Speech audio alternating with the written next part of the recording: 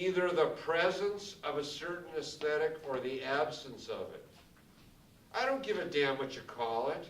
If you want to use the word authenticity, that's great. But, you know, let's understand what we're talking about. We're talking about an aesthetic. An aesthetic. It's not a philosophy. It's not even necessarily a sound. If it were a sound, Bon Iver would be okay. It's not a sound. It's an aesthetic, all right? And this aesthetic has all to do with how we hear things, whether there is something there or not. I don't care about math, and I don't care about clothing, and I don't care about vinyl or CDs or Blu-ray or cassettes.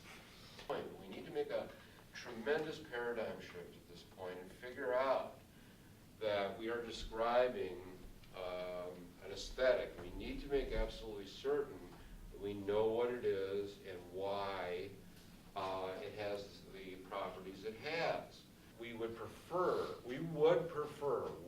really would prefer that there was a particular kind of music, that there is a particular kind of music, that it does fit onto a certain kind of sound object and not a different one.